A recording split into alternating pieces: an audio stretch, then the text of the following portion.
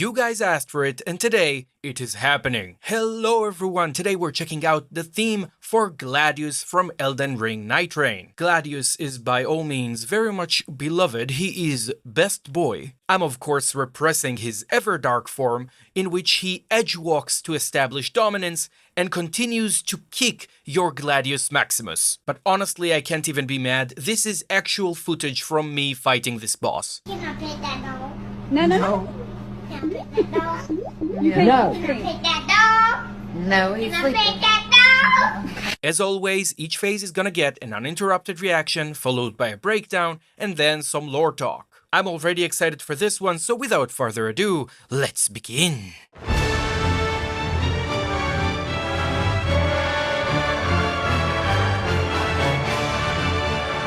We're already dancing.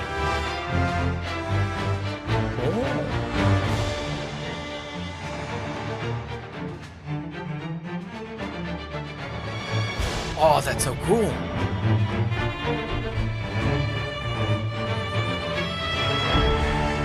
The counterpoint is insane.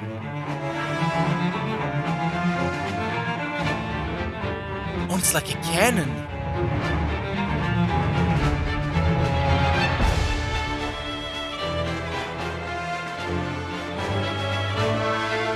They're just passing the line between them.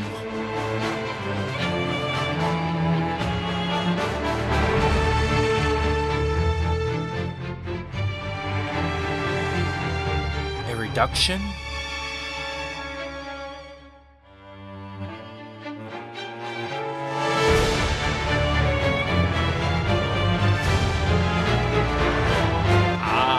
The motif of Hailstorm.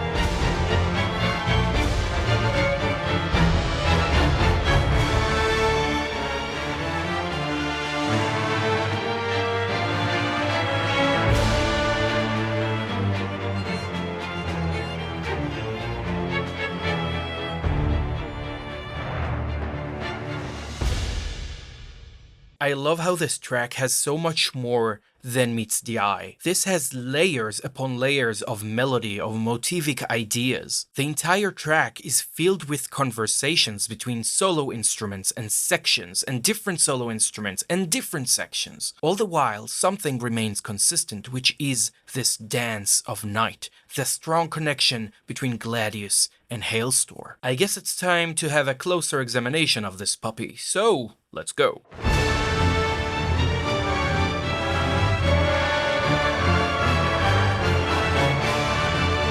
We begin with an establishment of this dance we talked about, that rhythmic motif that kind of ties the entire soundtrack together. After that, we have a syncopated emphasis, emphasizing weak beats.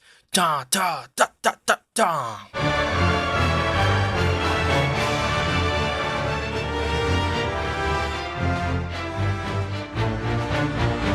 Now we can hear the brass coming in, and we have this line that is very triumphant.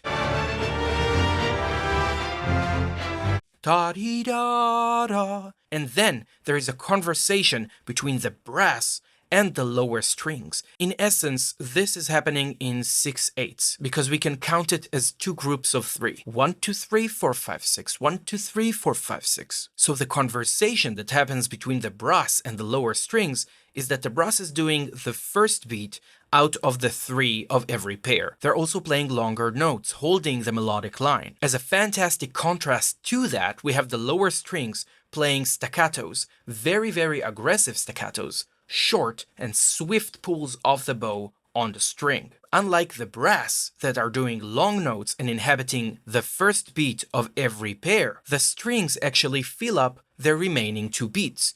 Pa-pa, pa-pa. That type of conversation is only going to grow and become more complex as the piece is going to continue. This type of musical conversation is called counterpoint, and it's going to stay throughout this entire phase. Mind you, it's only gonna get more complex from here. So it's so cool that they already establish what you're going to be hearing throughout the piece, but in a very concise manner, before things get real hectic.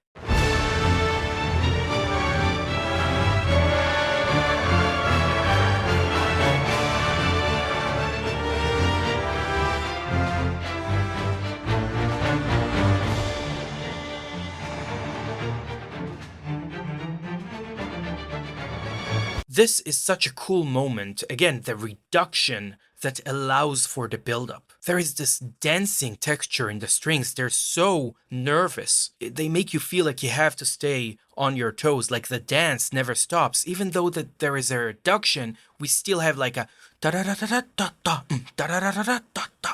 It really reminds me of that item description from the DLC, I'll put it on screen, that is talking about how the dance keeps flowing, how it never ends. This is a beautiful example of a reduction that only brings up the pressure, it does not ease it. I absolutely love it.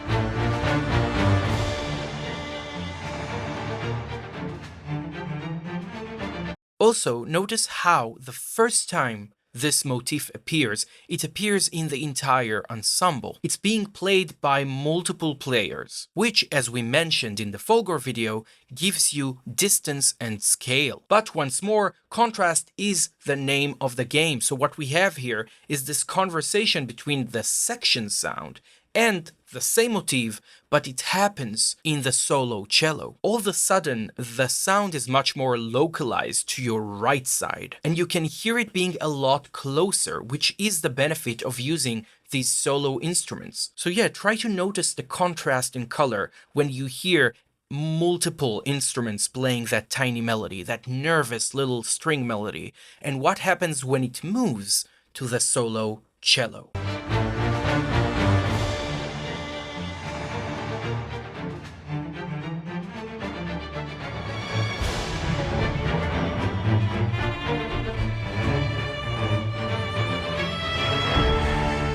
And so the conversation continues. We moved from the solo player from the cello. We moved now to the violin solo player. Now, just because the most prominent melody moved from the solo cello to the solo violin, that does not mean that the cello is out. To the contrary, the cello is now playing its own little rhythmic melody that it does in parallel with the main melody. And it's an example of counterpoint, a musical conversation, two melodies. None of them is subservient to the other. They're both independent. They happen at the same time. So whenever you listen to it, you can try to pay more attention to the cello or more attention to the violin, and your musical experience will be different.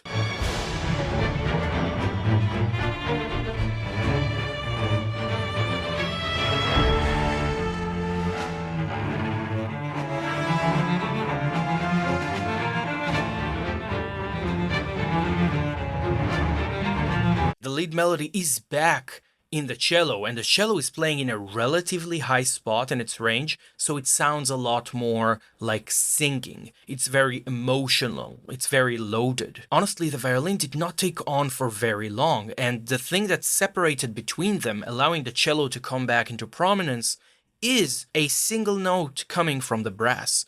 Honestly, it splits you apart, it splits your attention. It's really a lot like Gladius splitting into three. The music brings the same question that the battle does, which is, what do I put my focus on? Which one of them needs my attention right now? That creates such beautiful consonance between music and gameplay. I absolutely adore how they're capable of doing that again and again and again in all these different ways.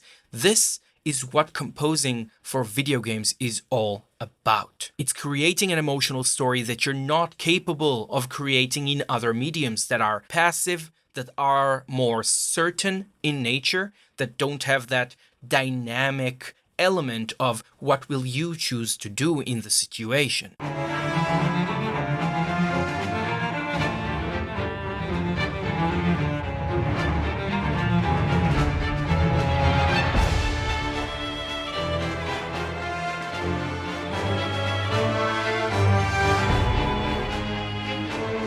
And now the violin is taking over again, and you have this non-stop conversation between them in which they interject into one another in fugue writing, which is a musical form from the Baroque era, which is, I would say, mostly about composers flexing their counterpoint abilities.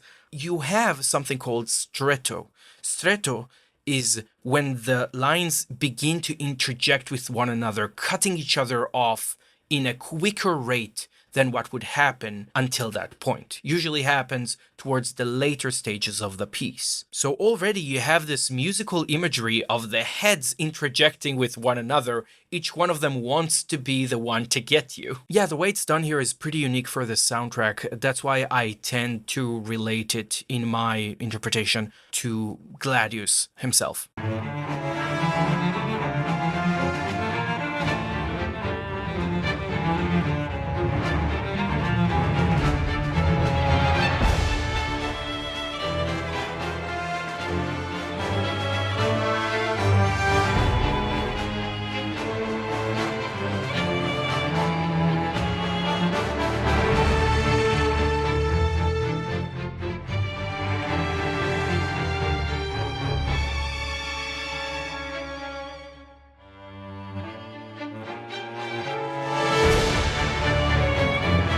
Here once more an example of a reduction for the sake of a rise. You have that little trill in the strings as the sound is dying off. Da da da da da da.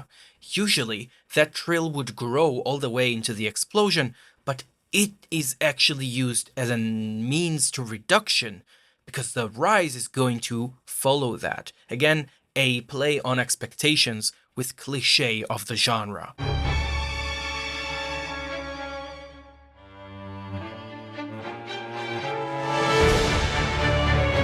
Fantastic.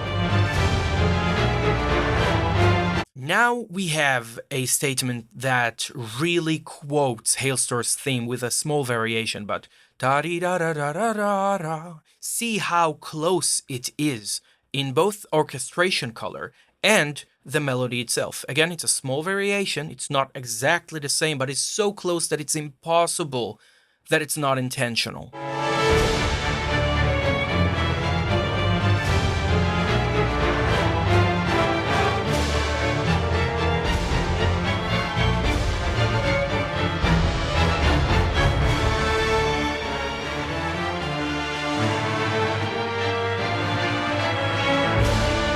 All of these are like small, tiny variations flipping around the motif of Hailstorm. And it's so interesting because Gladius is the one to kind of greet you into this world of Nightreign. The only musical experience you would have had until Gladius, at least when it comes to bosses and very significant themes. That would be the opening screen. And we already have a quoting from the loading screen, which is Hailstorm theme, right? The opening main menu, and its appearance in Gladius's fight, tying everything motivically together very early on, which makes sense because other bosses really go to different places. They quote Hailstorm a lot less. Now, whenever I'm hearing this little bit of music, it makes me smile because I think of Hailstorm, which is a pretty great boss fight. The musical DNA of this soundtrack is so well tied together, it will never cease to impress me.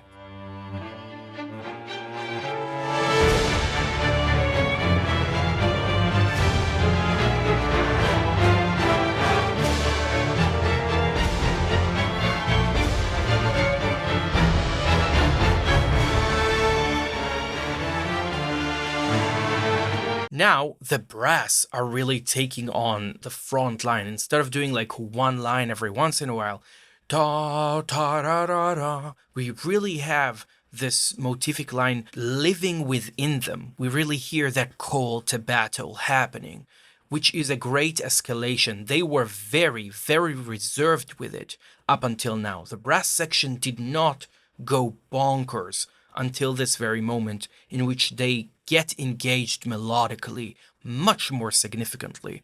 Talking about building up the stakes, man. And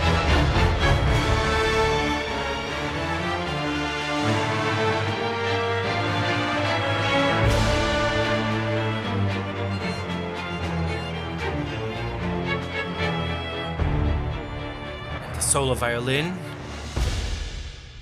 we end up with the solo violin as the most prominent piece of melody, which makes so much sense. In Hailstorm's theme, it is the most prominent solo instrument, especially from the string family, and this is a very strong way of tying these bosses together and making Gladius an inseparable part of what makes Nightreign the game that it is. Because one of the most important things that they set out to do with these bosses is to make them capable of handling multiple players.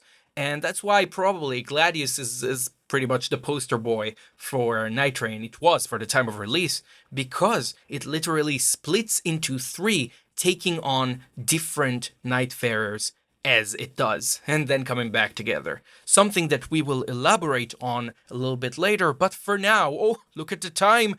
It's lower o'clock. As always, we're going to start with the expedition description and kind of find our way from there. A many-legged beast appearing from shadow, carrying on its back a chain-link sword used to hunt its prey. Between the fangs of its many heads flicker overwhelming flames. While assailed by multiple shadows, only sacred light can hinder the hunt. Already looking at that, I feel like this description is a lot richer, a lot more detailed than what we get for other Night Lords. So starting off with the beginning of the description, a many-legged beast.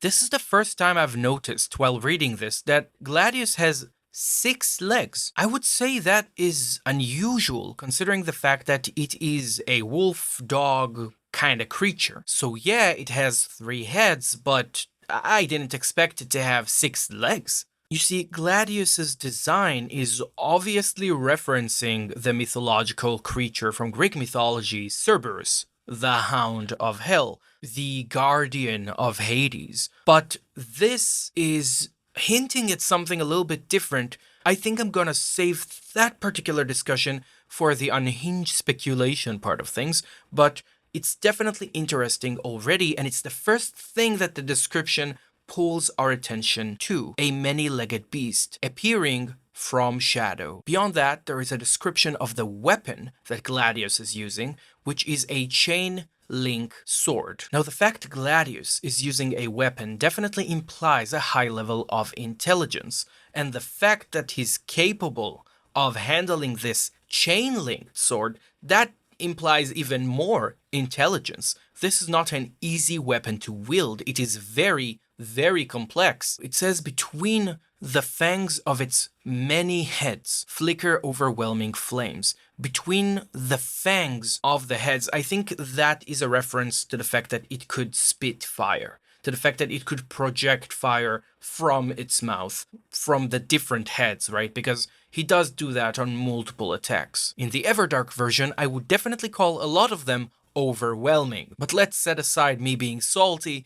When assailed by multiple shadows, only sacred light can hinder the hunt, which I find fascinating because that is implying that Gladius has a weakness to holy, the same weakness as his master, Hailstorm. But that's not the only weakness that Gladius has. It's not referred to here, but he is also weak to sleep, something that relates to his origins, at least the origins of his design. I think it's super cool because there is a tale in Greek mythology about how Orpheus would lull Cerberus to sleep so he can pass through the gates of Hades.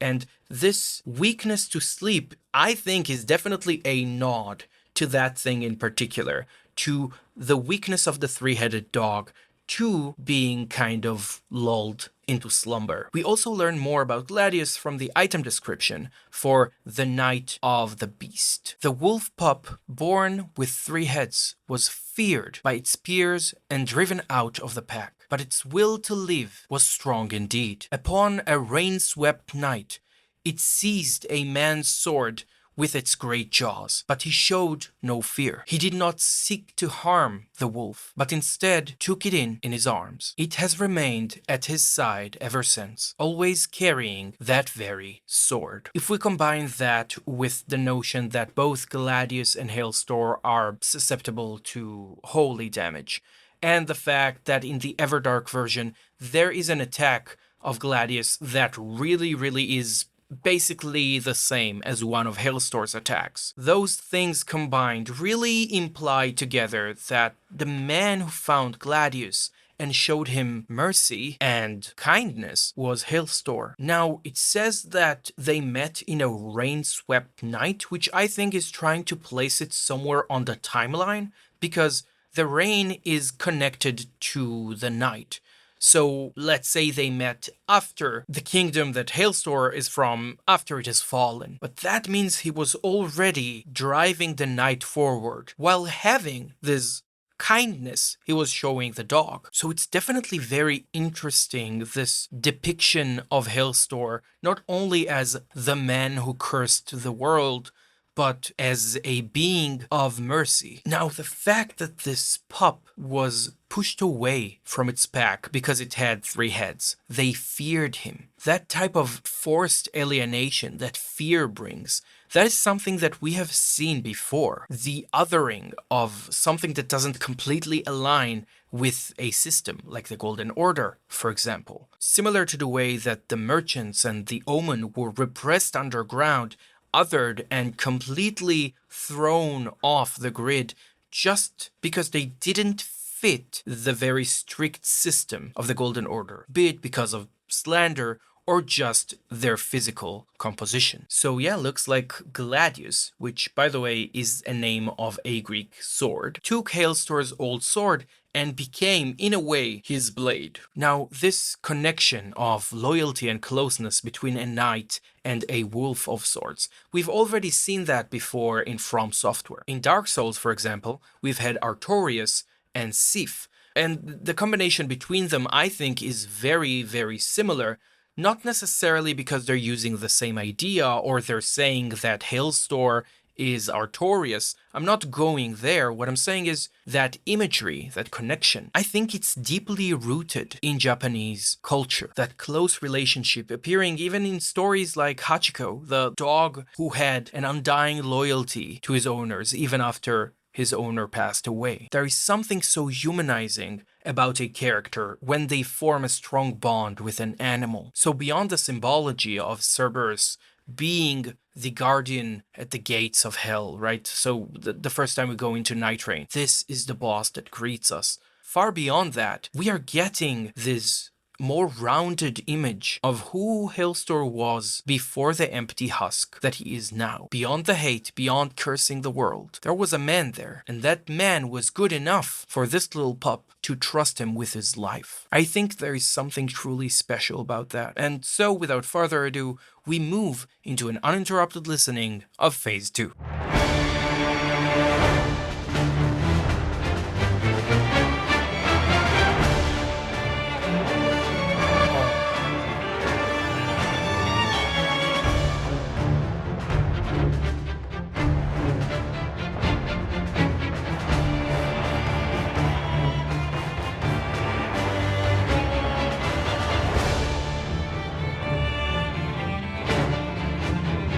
Always reduce it so effectively.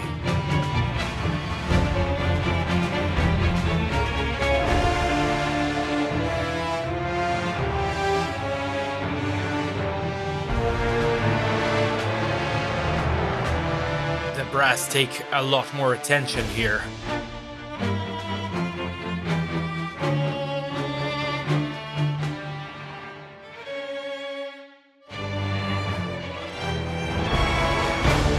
They do it so well and they keep doing it and it never stops being effective.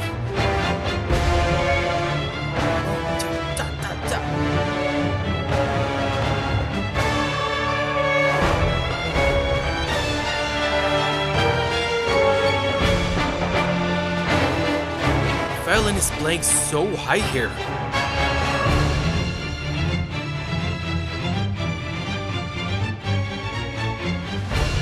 Oh, that Unisono is crafty. Okay. There is so much here. In a way, it is a very natural continuation of the previous phase. It is not a dramatic shift in style or in orchestration. It is very consistent, but there is something about it that I feel it adds on to the story, it adds on to the complexity, because, well, you know what, let's get to breaking it down.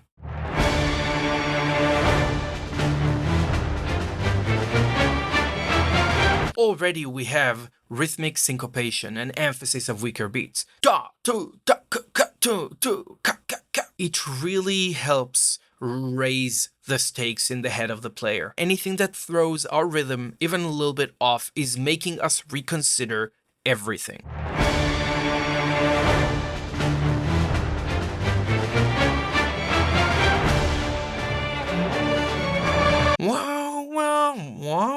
The way that it's done, it's kind of unnaturally hyping. It's this melodic rise, but it doesn't continue the melody. It's like a motorcycle and the engine is roaring. It's like, Notice how they're driving it up, but they're not releasing the melody to go wild yet. They're not letting it drive forward.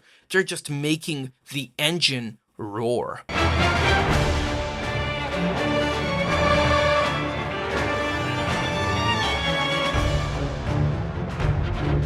And again, we're reducing.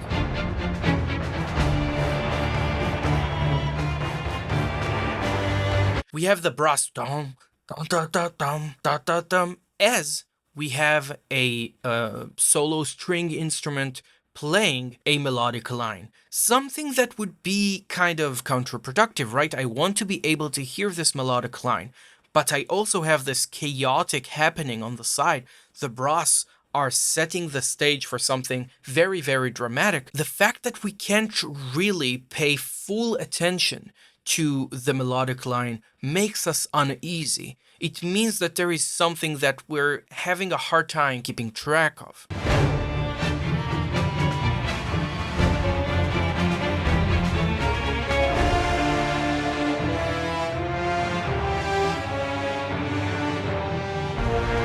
Here we have a strong example of something that we're going to see again in this phase, which is the power of the unisono. Unisono means playing as one, multiple instruments playing the very same melody. Now, the thing that makes it special is in this track and in the previous phase as well, we see a different approach. We see different instruments playing different parts. But now there is a moment in which all of the brass are playing the same melodic line and the focus becomes super clear. It really mirrors the way that Gladius not only splits up into different wolves who are independent, like the independent melodies of the counterpoint, it actually binds back together, which is represented by the unisono. Now, these two things aren't necessarily happening at the same time. This has an element of what we call serendipitous sync, which is a chance occurrence of this thing happening at the same time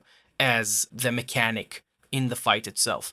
But that's enough to kind of give us that sense of Gladius being a being that splits apart and comes back together. It's such a cool way of representing it with orchestration, and I'm pretty sure we're gonna see it again in this phase. I'm pretty sure I've heard another case of it towards the end of this phase.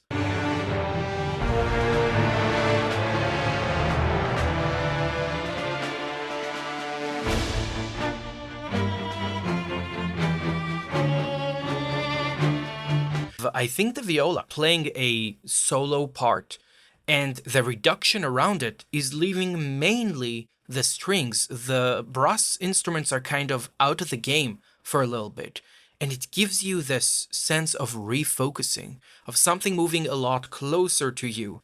That could be intimidating in its own right. Such a beautiful playing with space and depth, even without using any external effects. It's just the way that the orchestration is handled.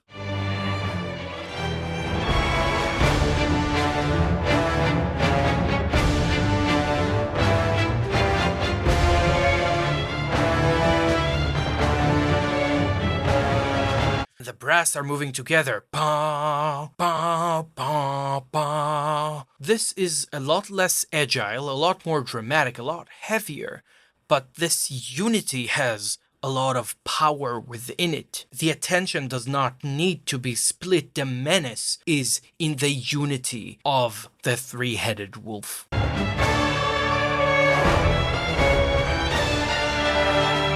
Da-da-da-da-dee-da. Again, we have this variation of Hailstorm's motif that is so prominent.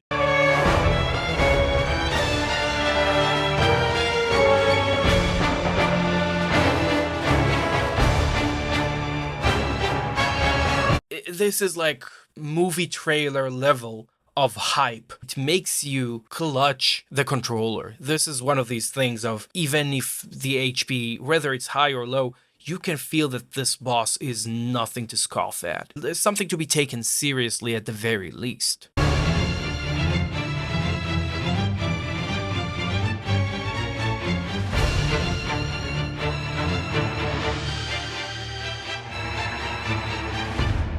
Ta-dee-da-da is the same as ta-dee-da-da. Again, small variations make a huge difference.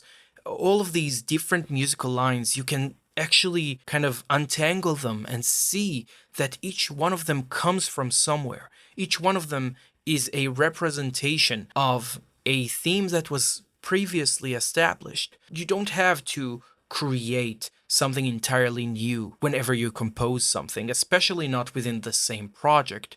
It's very important to know how to reuse elements. From Software do it all the time with their models or enemy ideas. When something doesn't go into one game, they just put it into another. And some ideas they just repeat because they explore different things by the similarity of these ideas. It's the same with composition. Good composers aren't measured by how good of an initial idea they had. I would argue that the initial idea is extremely irrelevant. As listeners, we almost never know what was the initial idea and how good it was. What we are exposed to is how did the composer choose to develop it. Oftentimes, you would compose a little motif and you'll make 1,000 variations of it, and one of these variations you're going to like in particular, and it becomes the new starting point. And then you develop that variation in particular. The listeners may never hear the early versions of these themes, but the fact that they were made as connected pieces of the same seed of an idea, all of that makes them feel all the more connected to one another, and it helps them build upon one another, which I think is a beautiful thing about music composition.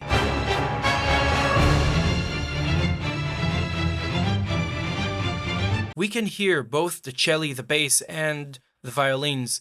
Tum tararam, tum tararam, tum tararam. That's again the unisono, the playing together as one. We have another example of it, this time from the strings rather than from the brass. Our entire musical development is built on the yin and yang, that is, repetition and variation.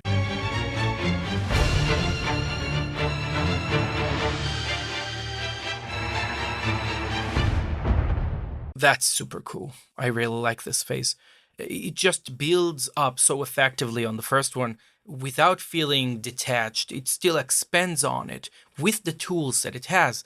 That level of coherence in a soundtrack is often something that we tend to disregard. But it's very difficult to make things stick together in a way that makes them feel like they belong to one another. A new phase isn't a new musical character altogether. It is a continuation of sorts. It is an escalation, but it's not an entirely new idea ditching everything that came before it. So yeah, even though the contrast isn't extreme between the first phase and the second phase, I can still very much appreciate the glue that binds them together. Because there is no recycled material here per se, there is repurposed material. And that is different. It's not a copy-paste situation. It is very much a deconstruction and reassembly of something that is by all means pretty close to the original while still having its own identity. Which leads me, as always, to some unhinged speculation. You see, something tipped me off when I saw the name that is prescribed to the Beast of Night, to Gladius. He's being called Tricephalos. Tricephalos just means three-headed, so what's the big deal? The thing that got me thinking was the word Tricephalos isn't often attributed to Cerberus. Even though it's three-headed, Tricephalos isn't his nickname. Now, it's possible they just wanted to use Latin, but the name Tricephalos is attributed to a different character in Greek mythology. And I do think it's worth bringing up because some things about that character do seem like they affected some design elements of Gladius. So that moniker Tricephalus is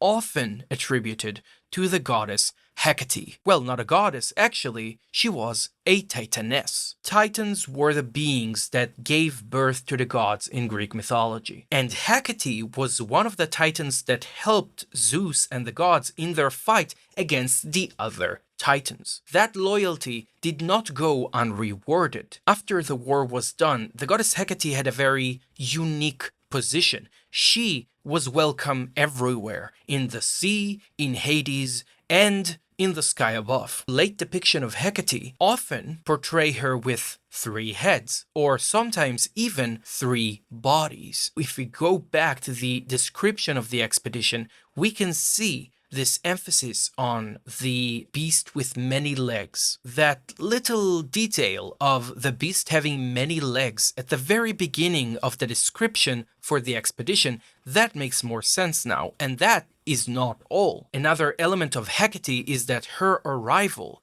would be announced by the howling of dogs. She was also told to have a loyal black she-dog that would serve her, and that also happens to be the color of Gladius. Once again connecting to the idea of this wolf appearing from the shadow. While Hecate is primarily known as the goddess of witchcraft, she was also in charge of the night and the moon. Now, this connection to the night that is very direct, that makes more sense to me as to why they would use the moniker Tricephalos. This isn't only the usage of the iconography of Cerberus, this is also referring to the mythological story of Hecate's loyalty to the gods. One more interesting thing about her is this form of her being three-headed, three-bodied sometimes. It would often appear at the entrance of temples. That imagery being the thing that greets you at the entrance of something somewhat sacred,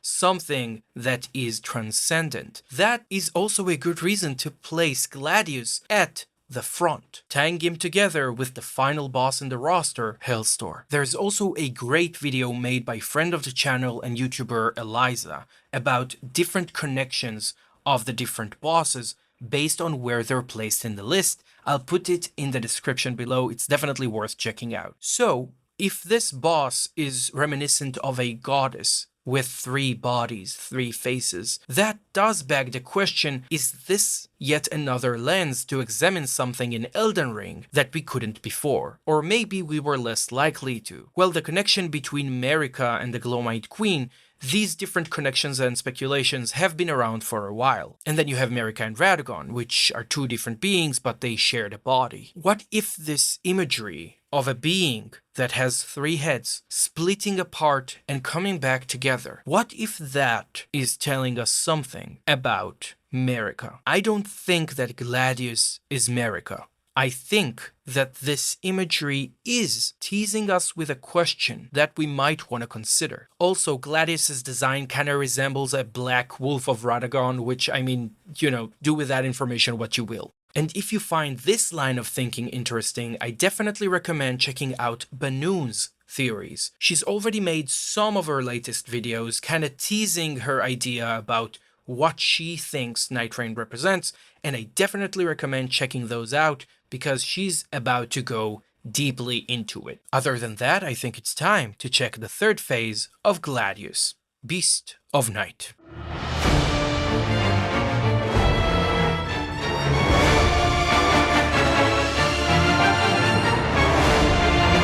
Oh, the rhythm is great!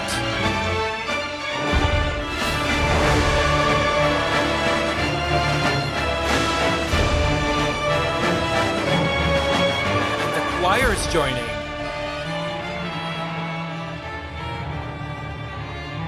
Again, the reduction for the solo players.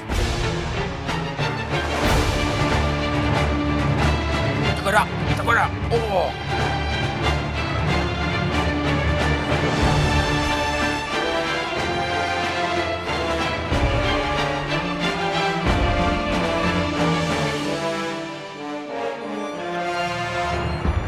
The solo violin and the brass.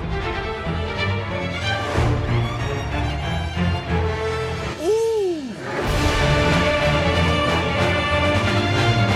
Damn!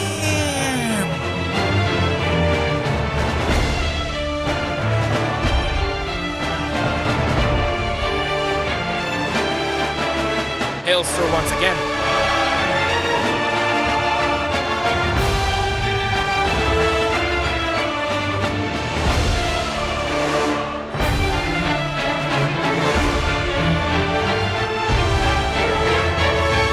Oh, this goes so hard.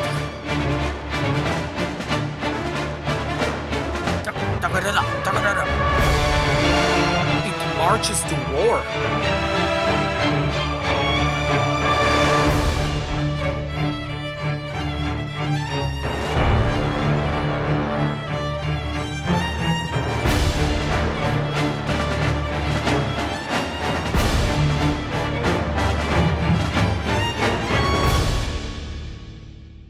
Oh, damn, you did not need to go this hard. Again, the coherence and the cohesiveness of the different three phases, I think it's extremely impressive. It is something that is so unique to this boss, I have to say, because usually we have a much bigger difference in color, in melodic structure between the bosses. No, this is interwoven just to be three parts of the very same story. And I can definitely appreciate how far they can take it without breaking the aesthetic framework. Time to dive in.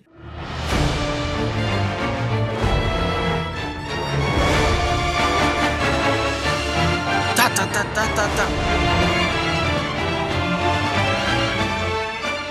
Da, da, da, da, da, da, da, da. Again, a variation on the motif we had from the main menu. Now it's just really emphasized. Da, da, da, da, da, da. Like the stakes are as high as they can be. The drama is peaking, and they're going to explore it with multiple different directions, which I absolutely adore. Let's continue.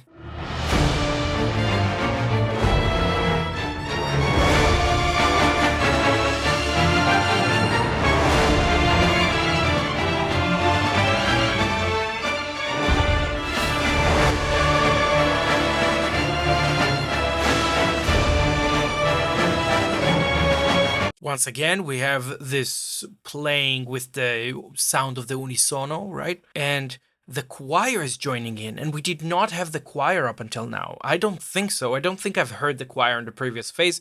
Definitely not as prominently as I do now. It is just crying out. It is something that you have to respect as a player. The level of magnitude that this score is trying to hit here is something that demands your respect. It demands your attention, and boy, does it fit the fight, because yeah, Everdark Gladius was brutal, I ain't gonna lie. The fact that it edge walks just in front of you, and if you hit it at that time, he does a bajillion extra damage. You gotta respect this boss. If you're not going to respect it, you're going to die. And yeah, you might not respect it after it's done because you'll be pissed off, but you cannot avoid taking him seriously, because Gladius means business.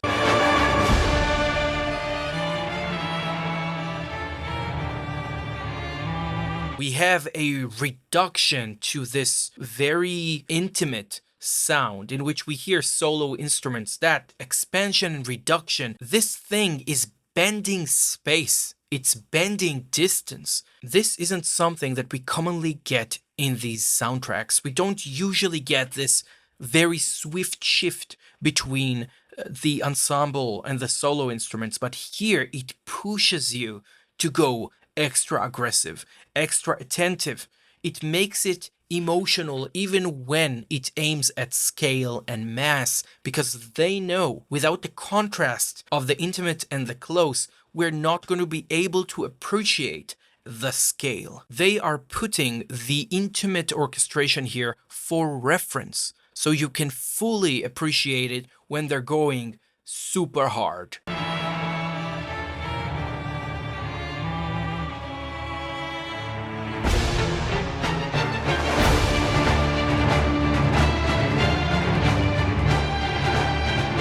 There is a song that the choir is singing, ta ta da da da da. But I think the most interesting part of this is here begins a trend for this phase, in which it emphasizes the march of war. You can hear how we have this military march triplets. Tum, taka, taka, taka, tum, taka, taka, taka, tum. You can hear the armies march, as if this is calling to the battles that Hailstor and Gladius had together, to their history as comrades. The snare drum that kind of dictates the pace of marching into war. That's so cool.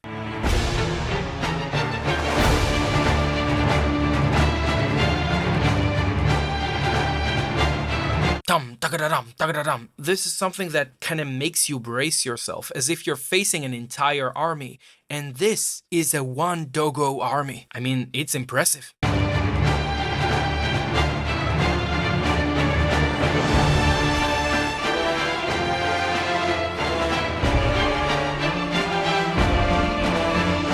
Again, we have that variation, ta-da-da, like ta-da-da-da-da-da. They just roll these little portions to make the DNA of Gladius inseparable from Hailstor. This is a musical statement. I don't think you can get this kind of thing by chance or because they had Hailstor on their mind. No, this is intentional. This is as strong of a bind as you can have between two different independent entities in a fictional story.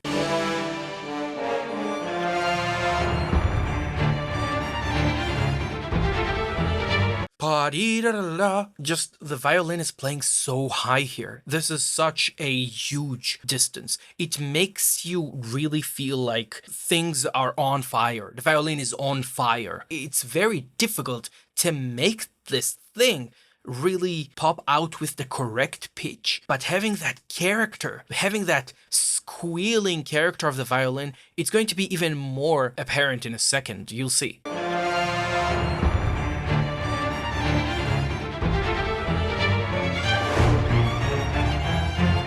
First we have a glissando, sliding the note all the way up to pa, instead of just starting with that note.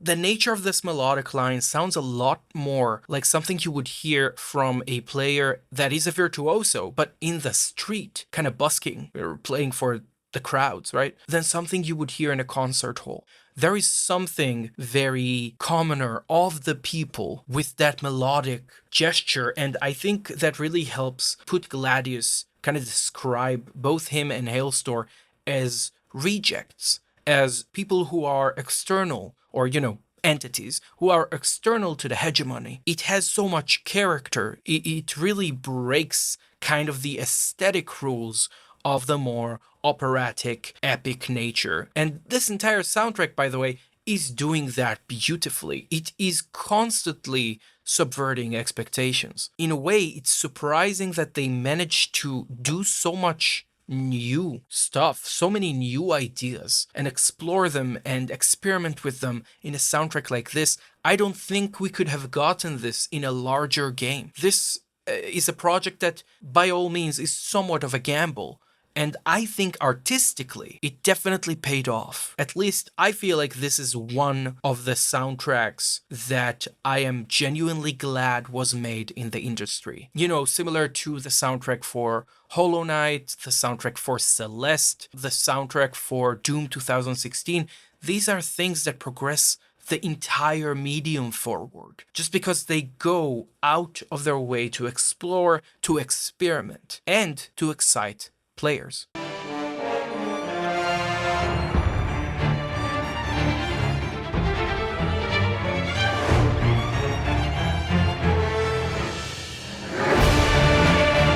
that's a slam.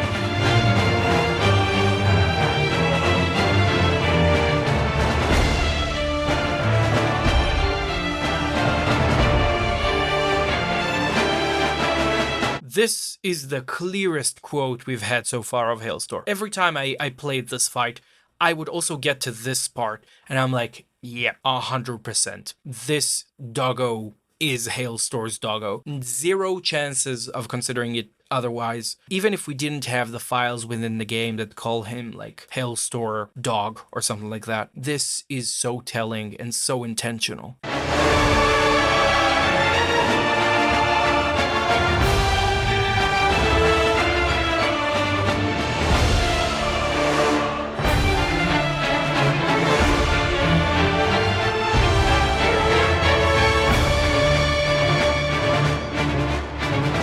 Here we can hear the snare drum, the marching drum. It has like this net that rumbles whenever you hit it. And you can hear that kind of noise moving everything in this marching manner. And he leads the other Night Lords. So you can see the different armies of the night kind of marching towards you as you're fighting this boss, which is so cool.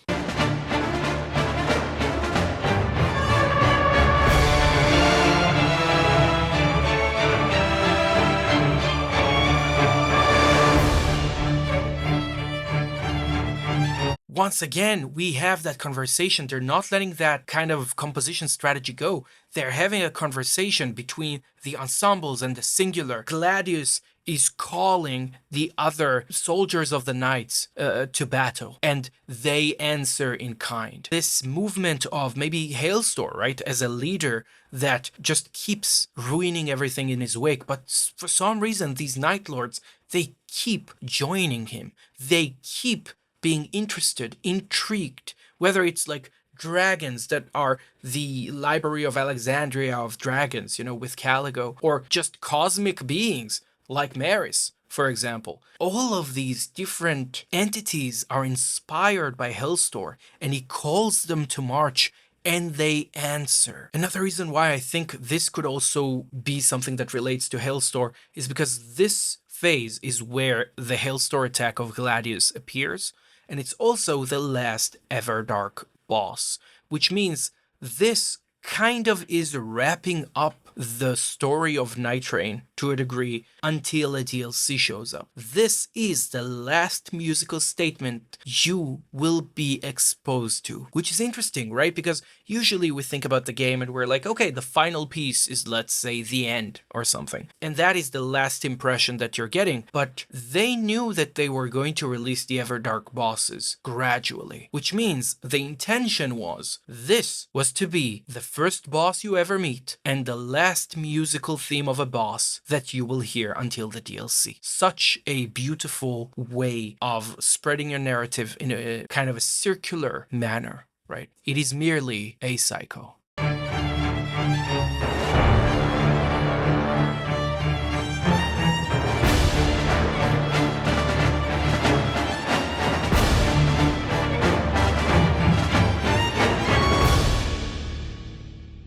Just damn. This phase has no chill. I still have a little bit. I get some Vietnam flashbacks from fighting this guy, especially the Everdark version. Just cruelties for cruelty's sake. But yeah, I absolutely love this track. All three phases, I think, are a great example of how to keep things deeply connected while developing them over time, expanding on existing ideas, and not only setting up the motifs that are going to lead to Hailstor as a final boss, but also circling all the way back, leading to Everdark Gladius as the final boss of the core game of Nightreign. I definitely think this type of forward thinking and vision is worth celebrating. It is taking into account the player's journey throughout, and I find that it's very rewarding emotionally because of it. And so we wrapped up our final Night Lord.